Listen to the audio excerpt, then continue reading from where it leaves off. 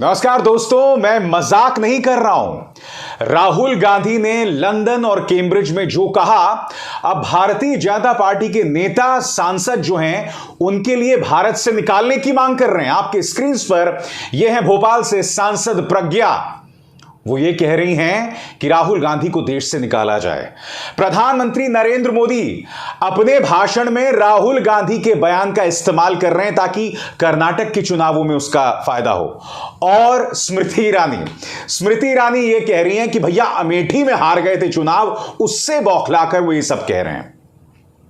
यानी कि भारतीय जनता पार्टी के नेता, उनके प्रचार तंत्र राहुल गांधी पर निशाना साधने, अनर्गल बयान देने, यहां तक कि झूठे बयान करने में तमाम हदों को पार कर रहे हैं। सबसे पहले मैं आपको सुनाना चाहूंगा कि भोपाल की सांसद प्रज्ञा ने क्या कहा। ध्यान से सुनिएगा दोस्तों, 15 सेकंड का उनका यह बयान है और फिर मैं उसकी चर्चा करता हूं। मैं ऐसे राहुल गांधी को धिक्कारती हूं और ऐसे इन पर प्रश्न चिन्ह खड़ा करना चाहिए कि हमारे देश में कैसे राजनीति कर रहे हैं ये, और अब इनको राजनीति का अवसर नहीं देना चाहिए, इनको इस देश से निकाल करके फेंक देना चाहिए।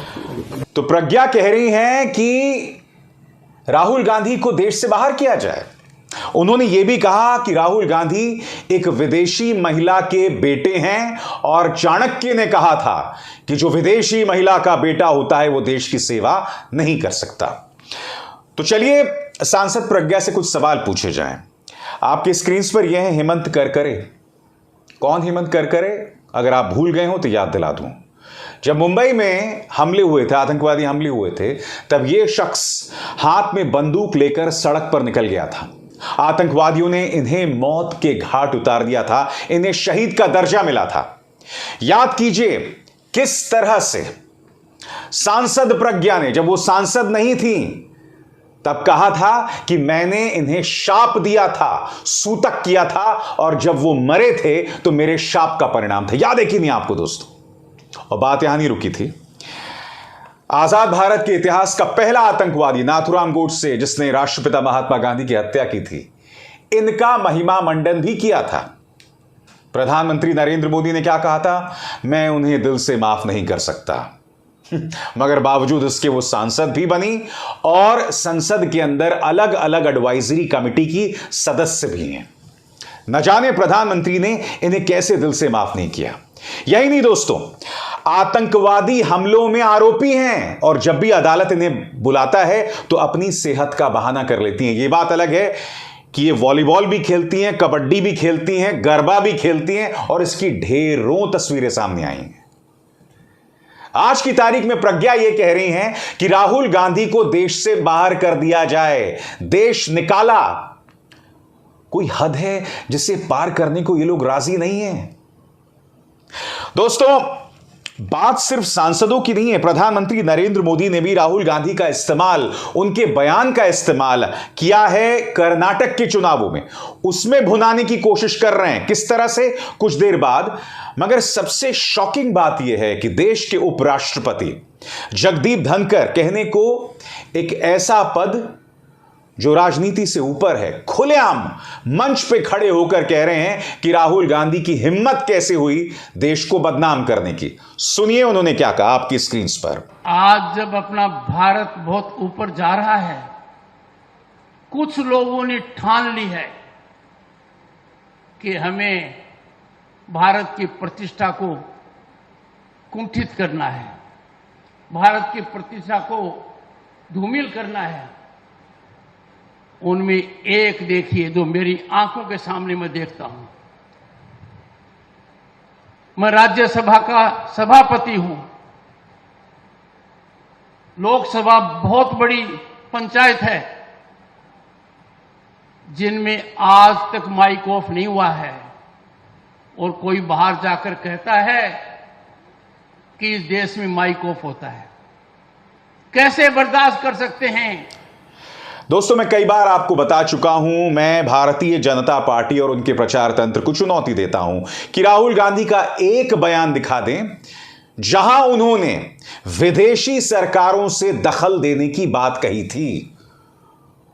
और रही बात संसद के अंदर, तो यह ना भूलें कि किसान बिल कैसे पारित किया गया था, यही राज्यसभा था। माननीय जगदीप धनखड़ जी, यह ना भूलें कि उसे कैसे पारित किया गया था और फिर कैसे उसे वापस लिया गया था बगैर चर्चा किए।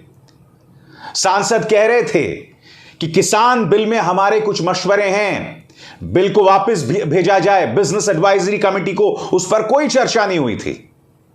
और हकीकत यह भी है कि जो सांसद अपनी बात कहने चाहते हैं उस पर अंकुश भी लगाया जाता है।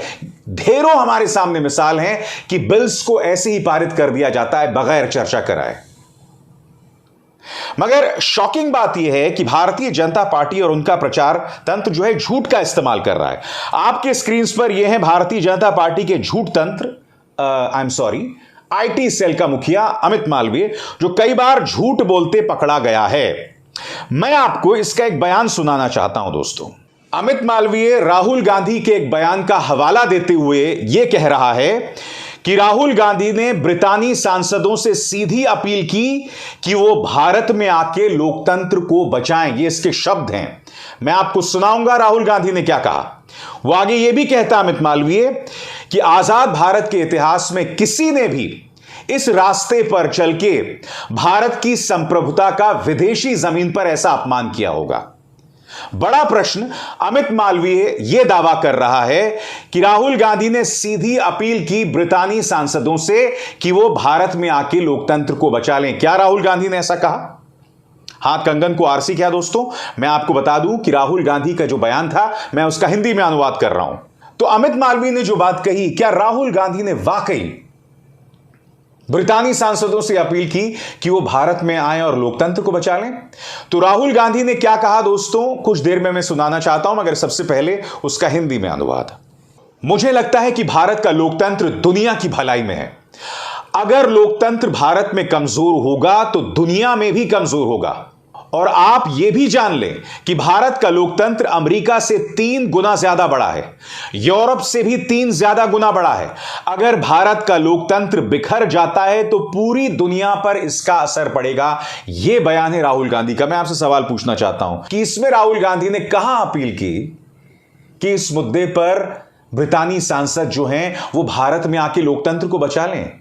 कहां? सुनते राहुल गांधी ने क्या कहा, और जैसे जैसे राहुल गांधी कहते रहेंगे दोस्तों, यहां नीचे उसका अनुवाद भी आता रहेगा। सुनिए। I think democracy in India is a global public good. India is big enough where if democracy is weakened in India, democracy is weakened on the planet.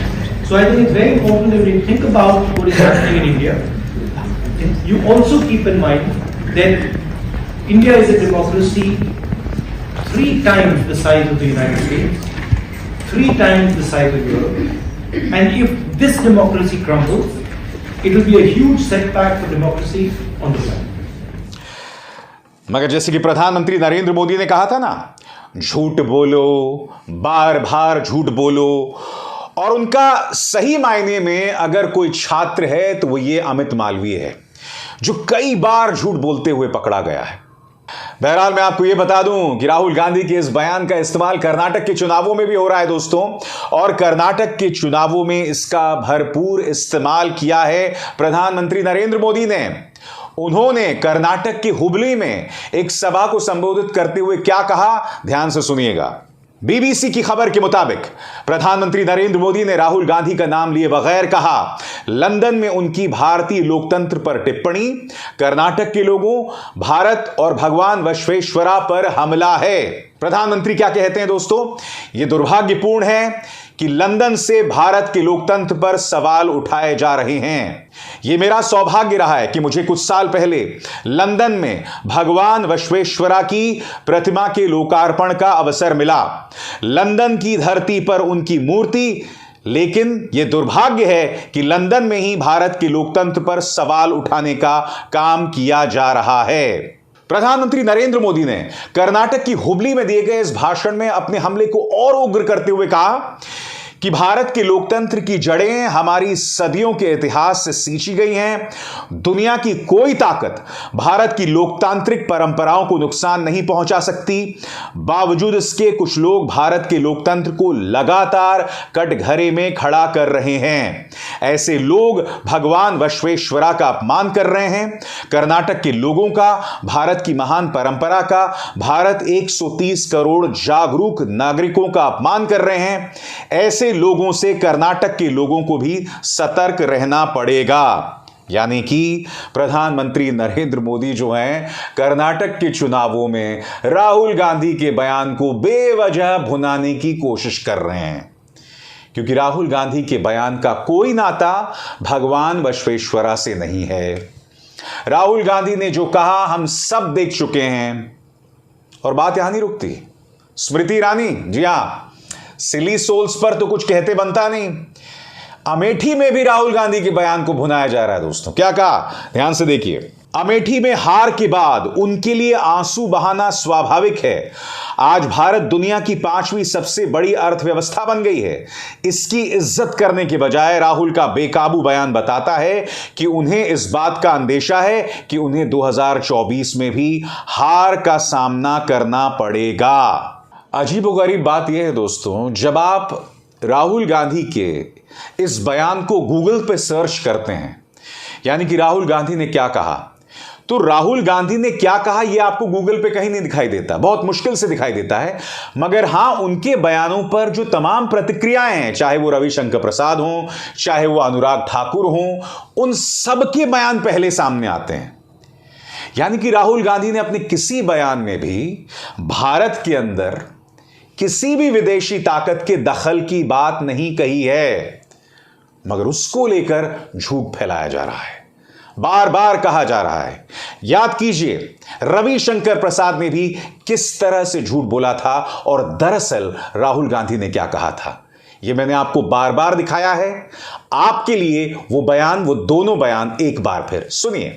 लेकिन एक बड़ा सवाल आज हमें कांग्रेस पार्टी से पूछना है, उनके अध्यक्ष खड़गे साहब से पूछना है और राहुल गांधी की माताजी सोनिया गांधी जी से पूछना है।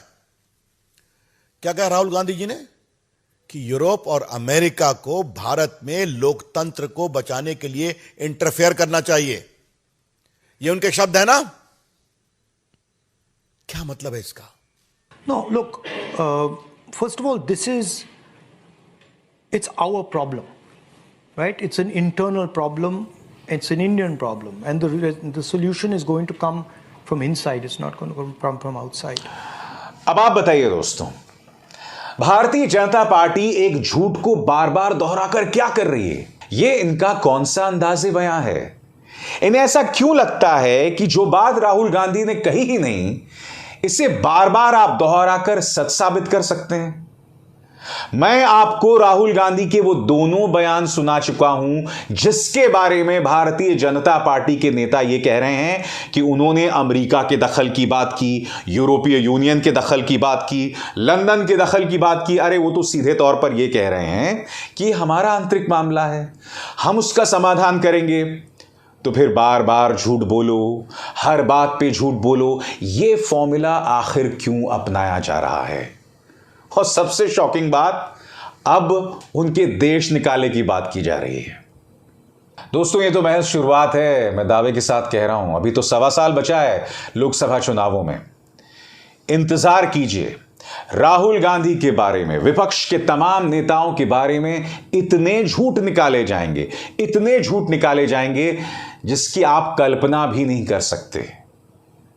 लंदन और कैम्ब्रिज का जो पूरा मामला यह साबित करता है कि जो बात राहुल ने कही नहीं, उसके बारे में ये लोग झूठ फैला रहे हैं कि वो देश का बदनाम विदेशी जमीन पर कर रहे हैं। राहुल गांधी विपक्ष के एक नेता हैं। अगर वो विदेशी जमीन पर जाएंगे तो वो देश के मौजूदा हालात के बारे में ही कहेंगे, और अगर विदेशी जमीन में वो भारतीय लोकतंत्र पर सवाल उठा रहे हैं जो वाजिब सवाल हैं, तो वो देश का अपमान नहीं कर रहे हैं। इस बात को भारतीय जनता पार्टी को गांठ बांधकर रख लेनी चाहिए। अभिसार शर्मा को दीजिए इजाजत। नमस्कार।